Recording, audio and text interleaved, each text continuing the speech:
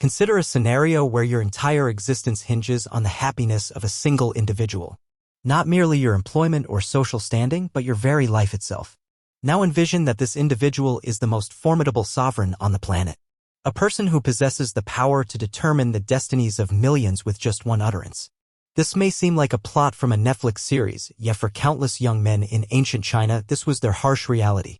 In the splendid realm of Imperial China, interpersonal relationships functioned in a manner vastly different from contemporary times. While we navigate dating applications in search of affection, or at the very least, engaging dialogue, ancient Chinese emperors engaged in something significantly more intricate and perilous. It is well known that the illustrious concubines and empresses residing in the Forbidden City have been immortalized in numerous films and television series. However, there exists a more somber and obscured narrative that historical texts often overlook. The sorrowful fates of male concubines who served the most powerful rulers of China. For over 2 millennia, Chinese emperors did not solely surround themselves with enchanting women, they also maintained handsome young men as close companions, lovers, and confidants. These were not merely casual relationships or fleeting affairs. We are discussing fully developed romantic partnerships that had the potential to influence the destinies of entire dynasties. These young men, referred to as nanchong or nanchong in Chinese, led lives that render contemporary celebrity drama akin to mere children's playground gossip. Consider the most toxic relationship you have ever observed. Perhaps it was that friend who entirely altered their personality for someone who treated them poorly. Or that couple where one individual wielded all the power while the other tiptoed around them every single day.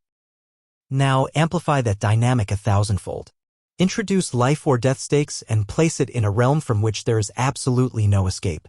This was the existence of male concubines in ancient China.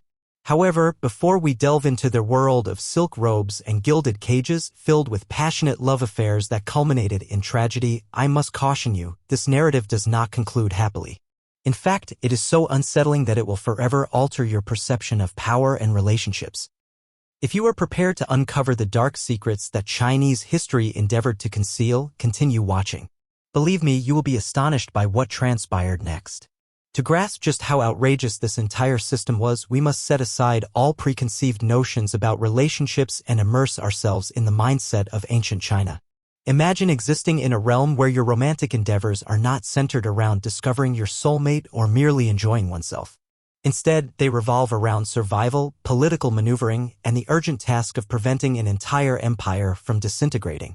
In contemporary relationships, we find ourselves debating who should cover the dinner bill or whose responsibility it is to wash the dishes.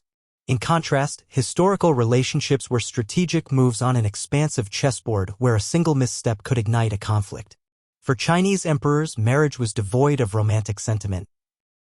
It resembled the signing of a business agreement. The emperor entered into matrimony primarily for political alliances, to appease influential families, and, most crucially, to ensure the birth of male heirs capable of sustaining the dynasty. The notion of romance was as pertinent as inquiring whether your arranged marriage partner had access to your Netflix account. Now here's where it becomes intriguing. The emperor was regarded as the son of heaven, literally believed to be selected by the divine to govern all beneath the heavens. This was not merely a grand title. The populace sincerely thought that his emotional state could influence agricultural yields, precipitation, and the overall prosperity or decline of the empire. Thus, when the emperor experienced joy, the entire realm shared in that happiness.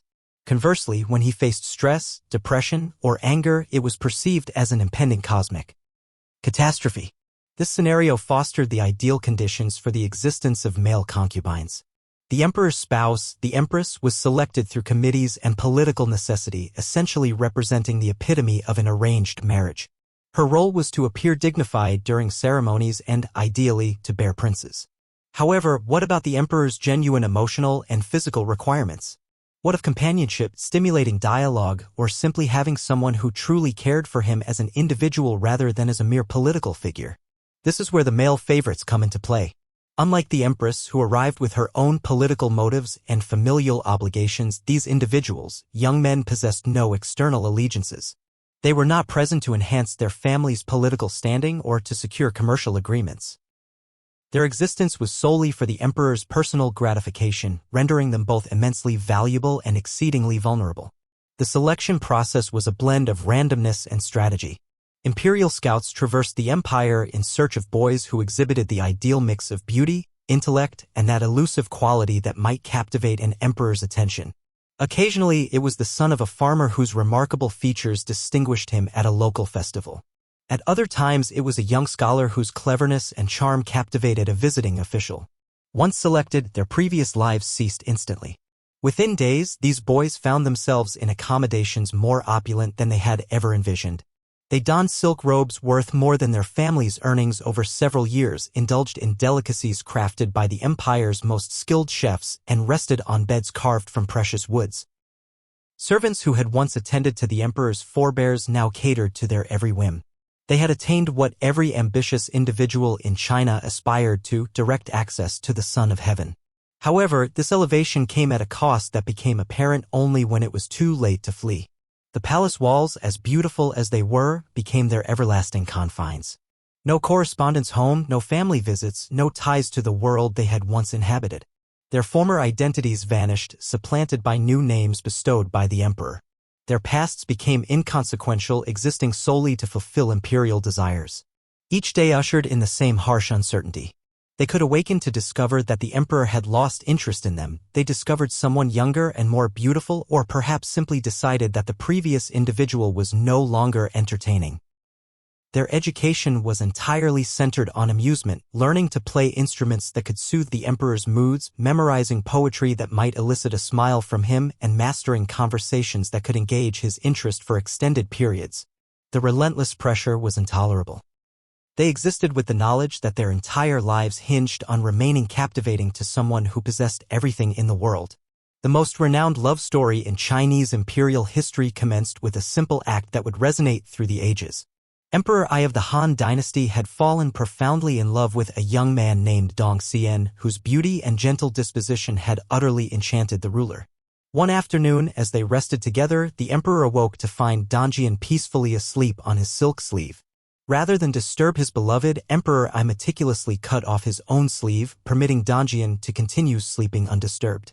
This tender moment gave rise to the phrase, "the passion of the cut sleeve," which became a poetic expression for same-sex love in Chinese literature for centuries. However, the romance that appeared so beautiful on the surface was destined for inevitable tragedy. Emperor Ai lavished Dong Xian with honors that astonished the entire court. He elevated Dong Xian's family members to prominent positions, constructed a palace for him that rivaled the emperor's own, and most scandalously began to suggest that he might designate Dong Xian as his heir. Rather than adhering to traditional succession laws, the courtroom was filled with outrage. Traditional Confucian scholars were appalled that a male favorite could exert such power over imperial decisions impacting millions. They murmured that the emperor had lost his sanity, prioritizing personal desires over the dynasty's stability. The dissent grew increasingly loud and perilous with each day that passed. When Emperor Ai unexpectedly passed away at the young age of 25, Dong Xian's world crumbled in an instant. The new Empress Daja, who had long harbored resentment towards his influence, commanded his immediate expulsion from the court. All of his titles were revoked, his wealth seized, and his family members were removed from their roles. Confronted with inevitable disgrace and likely execution, Dong Xian made the only decision he believed was left to him. Rather than face the humiliation and torture that awaited him, he chose to end his own life. The cycle of intense love followed by profound loss recurred throughout Chinese history, claiming countless young lives. The aftermath left a profound impact on these young men.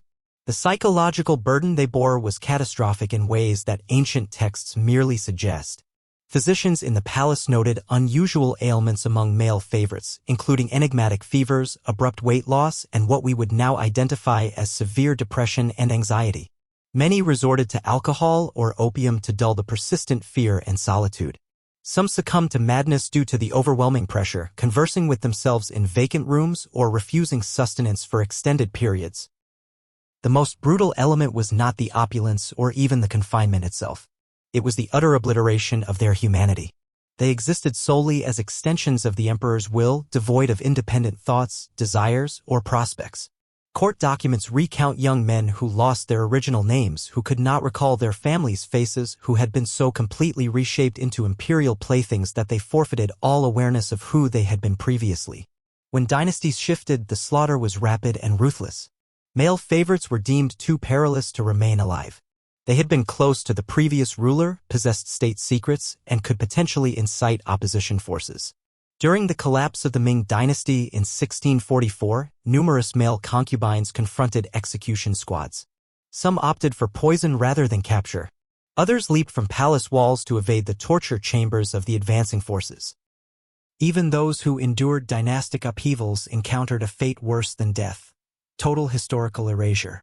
While female concubines and empresses were documented in imperial genealogies, male favorites were systematically expunged from official records.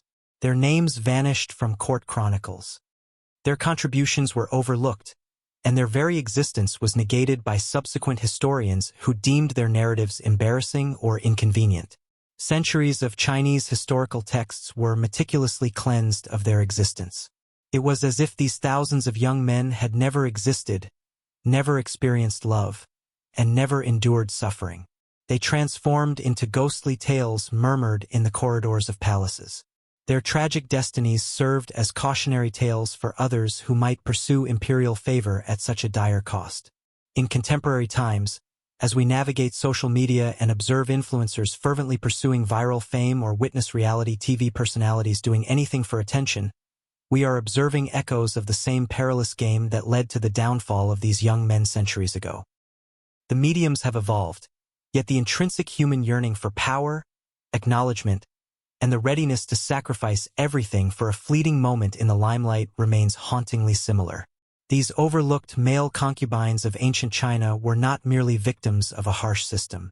They were casualties of the most toxic relationship imaginable, where love was wielded as a weapon and intimacy morphed into a death sentence. Their narratives unveil something unsettling about human nature. How effortlessly we can persuade ourselves that being selected by someone influential renders us special, even when that selection is accompanied by unseen shackles. The most haunting aspect is not solely the manner of their demise, but rather the extent to which they were obliterated from existence. Envision a life lived with such intensity, brimming with fervor and dread, opulence and hopelessness, only to have history act as if you were never there. Their names were erased from documents, their likenesses removed from monuments, their very being considered too unsettling for future generations to recognize. Yet, their narratives persisted in hushed tones and remnants, in poetry encoded and legal records that evaded detection. They serve as a reminder that even within the most magnificent empires of history there were always individuals who paid the ultimate cost for the ambitions of others. Their sorrowful existences compel us to reflect on what we are prepared to forfeit for power, for affection, for the facade of uniqueness. In a realm where influence and connections to the powerful continue to dictate fates, these ancient misfortunes resonate with a surprisingly contemporary relevance. The participants may have shifted, but the game endures, still claiming its victims. What are your thoughts? Are we still engaged in the same perilous games today, albeit with altered rules? Please share your insights in the comments below.